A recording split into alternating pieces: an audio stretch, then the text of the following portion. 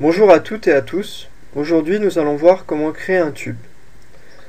Donc, je vais vous montrer deux méthodes. La première en utilisant les outils extrusion et poche, et la deuxième méthode en utilisant l'outil révolution.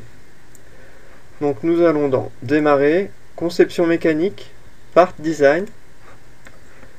Le nom de notre pièce, c'est un tube. OK.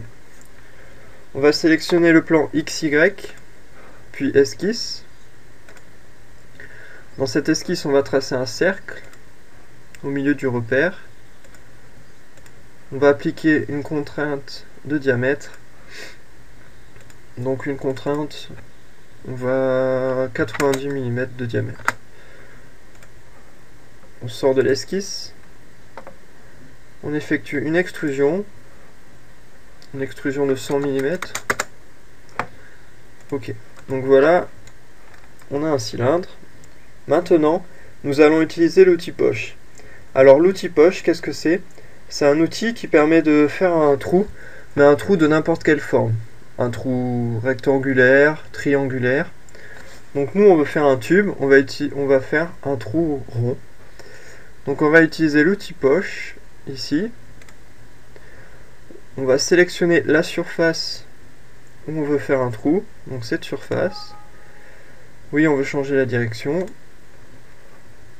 Et alors, on veut que le trou traverse toute la pièce, donc on va choisir jusqu'au suivant.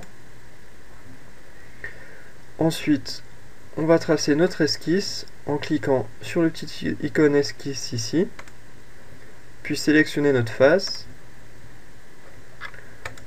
Maintenant, on va tracer donc un trou.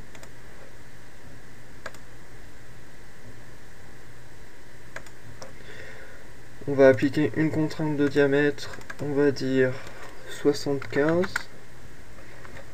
C'est pas ici. On va sortir de l'esquisse. On peut faire un aperçu. Donc voilà, c'est bien ce qu'on veut. Ok. Donc voilà, on a créé un tube. Maintenant, je vais vous montrer la deuxième méthode pour créer un tube. Donc, dans cette méthode, on va utiliser l'outil révolution. On va, comme d'habitude, tracer une esquisse en sélectionnant le plan XY, puis l'outil esquisse. On va tracer une droite. Voilà. On va appliquer une contrainte de longueur de 100 mm. OK. Et une contrainte de distance entre notre droite et le centre du repère de 60 mm. Ok. Maintenant, on va sortir de notre esquisse et on va utiliser l'outil révolution. On va sélectionner épaissir le profil. Donc on veut faire une révolution de 360 degrés.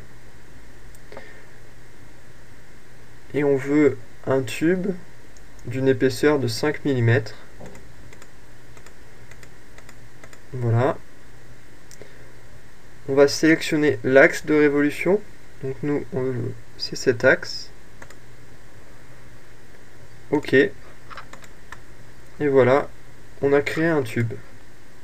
On se rend donc compte que la méthode utilisant l'outil révolution est plus rapide que celle utilisant les outils extrusion et poche. Donc à l'avenir, pensez à cette méthode qui permet un gain de temps. Merci d'avoir suivi ce tutoriel et à bientôt.